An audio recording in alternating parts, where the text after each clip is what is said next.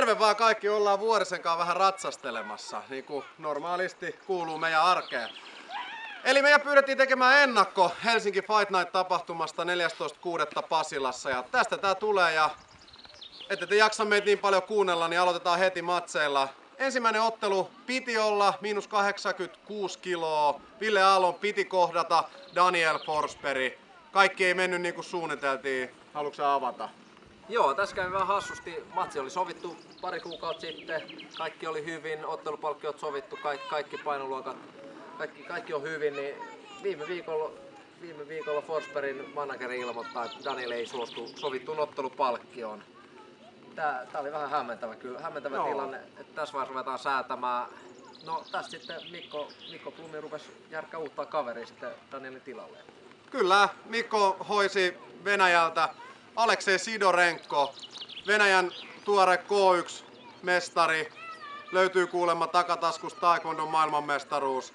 Todella kova, vakuuttavan oloinen ottelija. Ensin harmitti pirusti, Ville Aalto alkoi treenaamaan vaan tätä matsia varten Daniel Forsbergin kohtaamista. Tää on Ville Aallon comeback. Mutta nyt kävi hyvin. Ensin piti olla amatööriottelu, nyt se vaihtuu ammattilaisotteluun ja jätkä ainakin tuplasti kovempi nyt. Joo, tässä tarvii Aallolle nostaa hattua, että vaikka jätkä vaihtui ja huomattavasti kovempaa ja ammattilaissäännöllä, niin se ei Aalto ole hetkauttanut. Aalto sanoi, että hän lähtee jo lyömään äijää katolleen sieltä ja ei mitään, tervetuloa Suomeen. Niin. Katsotaan kuinka käy. Ville Aalto vastaan Aleksei Sidorenko. Hyvä, mennään seuraavaan otteluun. Sarjassa 69 kiloa. Pasi Luukkanen vastaan Antero Hynynen, ammattilais thai-boxing matsi. Oli hyvä, että saatiin yksi turkulainen thai-boksaaja tähän kortille kuitenkin. Tosi tasainen matsi tulee olemaan. Joo, en oikein osaa arvaa tästä voittajaa, että Hynysellä hemmetisti enemmän, tai no hemmetisti noin 30 matsia enemmän kokemusta, mutta Luukkanen on kuulemma treenannut tätä iltaa varten ihan hemmetin kovaa. Niin on varmasti Hynynenkin, että varmaan todella tasainen, vaikea miettiä kumpi tulee viemään.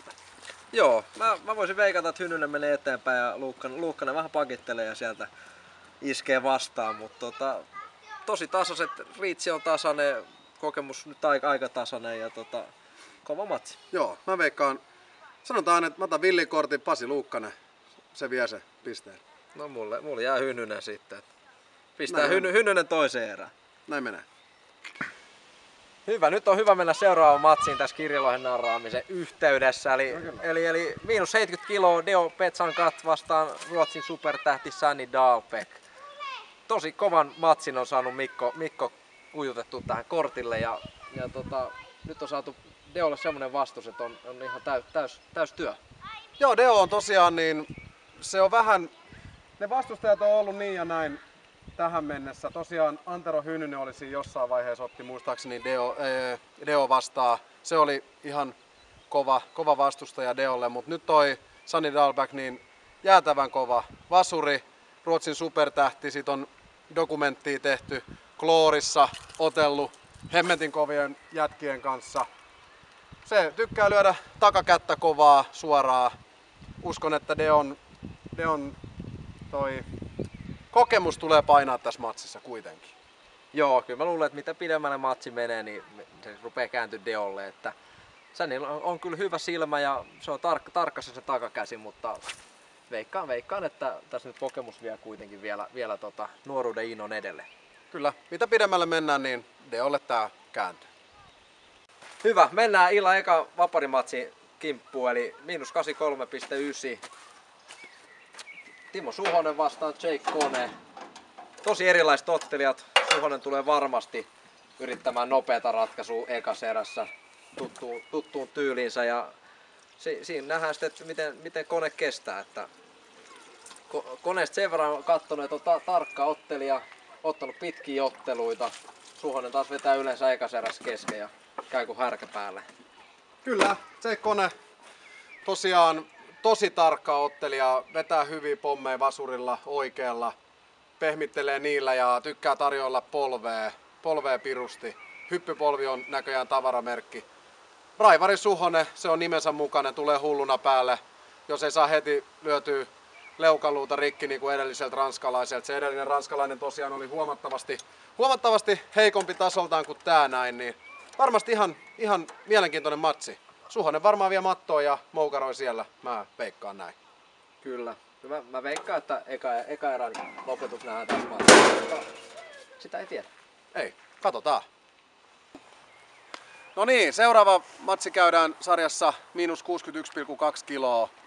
Team MMA Finlandin Mika Hämäläinen vastaan Murad Zainulapidov. Tosi kovat jätkät molemmat. Hämäläisellä 5-0-0 rekordi. Kaikki matsit päättynyt ensimmäisessä erässä Hämäläisen lopetuksella. Ja Muradilla taas niin 7 voittoa, 1 häviö ja ainut häviö Sergei Kresiskolle, joka on törkeän kova tossa sarjassa. Joo, siinä on kyllä kovat jätkät vastakkain ja nyt mä toivoisin, että nähtäisiin Mikan ottelu vähän pidemmälle, että ne on mennyt ekas eräs poikki ja tuntuu, että vähän itse päässyt fiiliksiin, niin Mika käsi on noussut ylös jo, että toki toivon, että Mika sen vie ja kyllä, mutta vaikka päästäisiin toiseen erään, niin nähtäisiin vähän pidemmälle. Kyllä, ja tosi Hämäläinen yksi oma suosikki, todella sympaattinen, mukava kaveri, niin kuin siviilissäkin tuntuu olevan, kun sen kanssa on jutellut. Mutta olisi kiva nähdä, että menis toiseen erään matsiin, saa nähdä kuinka käy. Kyllä, mä välillä mietin, että miten se ehtii treenaamaan, kun se on koko aika kalassa, mutta näköjään niitä molempia pystyy tekemään. Näköjään, ehkä ne tasapainottaa toinen toisiaan. Kalastusvapaa-ottelu, tosi hyvä yhdistelmä. Hieno juttu. Siivotaan nämä paskat tää pois. Seuraava ottelu käydään sarjassa -77,1 kiloa. Juho Valamaa vastaan Johan Vänttinen. Joo, tasainen Suomi vääntö tulee. Harvoin saadaan näin kovatasoisia suomalaisia ottaa vastakkain, mutta nyt on saanut Hartikainen kyllä vedetty kovan matsi tähän kortiin. Kyllä, Juho Valamaa, todella fyysinen kaveri, vahva, hyvä mattopeli.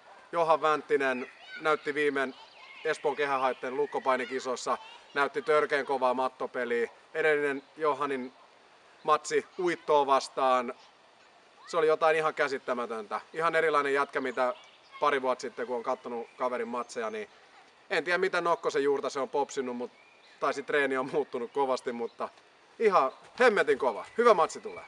Joo, mä sattu itse reisiin, kun mä katsoin sitä Uitoja ja Vänttisen matsia. Siinä oli kovia alapotkuja. Vaikka sulla on tommoset betonireidet. Niin, nää on jäätö. Kyllä. Hyvä. Mennään tällä. Tulkaa Pasilaan katsomaan miten siinä käy. Joo, me ei uskalleta veikkaa. Seuraava ottelu käydään painoluokassa 77,1 kiloa. Kai Puolakka. Lippu. -77,1 kiloa. Kai Puolakka kohtaa ranskalaisen David Calounin. Ranskalainen tuntuu tykkäävän heitellä yläkoukkui, vasenta oikeeta. Potkii hyvin, tulee hulluna päälle, mutta se tulee tukemaan Puolakan ottelutyyliin. Puolakka on todella fyysinen, todella monipuolinen ja varmasti kunto kestää mitä pidemmälle mennään. Uskon vahvasti, että ennen täyttä aikaa Puolakan käsi nostetaan pystyyn lopetuksen jälkeen. Toivottavasti päästään kohta liikkeelle ennen kuin nuo sudet tulee syömään. Eli mennään seuraavaan matsiin. Anna mennä. Eli illan pääottelu, -70 kiloa, Anto Kuivanen kohtaa Jenkin Dakota Cochranein. Varmaan todella kova matsi tulossa tästäkin, niin kuin illan kaikista muistakin ollaan varmaan sanottu. Cochraneilla voitot Efrain Escuderosta, Joe Daddy Stevensonista, molemmat UFC-veteraaneja. Voittanut nyt UFC:ssä ottelevan Jamie Warnerin. Kuivasella kahden matsin voittoputki, hyvät lopetusvoitot alla. Molemmat varmasti on UFC:n tutkalla. Sen takia Hartikaisen kanssa hommattiin tää Cochrane Antonille, koska tiedetään, että se on UFC:n silmätikkuna tai se on siellä suurennuslasin alla sekin. Ne on molemmat. Ja Mitch Clark, jonka Antoni voitti UFC:ssä, niin se tekee siellä vakuuttavaa jälkeen. Se on nyt voittanut jo 2 ottelua. Niin mun mielestä se on ihan väärin. Antoni siellä pitäisi olla ja Mitch Clark pois. Kyllä, ja nyt Antoni on ottanut niinku ihan uuden vaihteen silmään sen Eric Reynolds tappion jälkeen. Ja silloin kova halu voittaa otteluita ja keskeyttää ne. Ihan niinku uusi vaihde. Ja tosiaan Cochrane on kova painija. Antonilla on ollut vähän vaikeuksia niiden kanssa. Nyt sillä on mahdollisuus näyttää, että se ei ole enää mikään ongelma sille. Kyllä. Mä luulen, että se teki ihan hyvää, kun Antoni tuli tai joutui lähteä UFCstä, nyt sillä on tullut semmonen, että no näin matsit täytyy lähteä lopettaa ja sen se tulee tekemään nytkin, todennäköisesti. Kyllä, ja me vedetään tää nyt keskeen, kun nuo sudet tulee ja syö meidät, me otetaan hevoset, lähdetään täältä näin. Pistään ne talliin ja... Reillä menemään. Jees. Nähdään Pasilassa. Jätkä tää pyörii jo! Piti vielä sanoa, että vapaaottelu on parasta paikan päällä. Jos ja toivottavasti kun tuutte Pasilan urheiluhallin 14.6. katsoo Helsinki Fight Night-tapahtumaa. Muistakaa lyödä veto. Veikkaushuoneella nyt myös ilmaisvedot tapahtuman otteluista.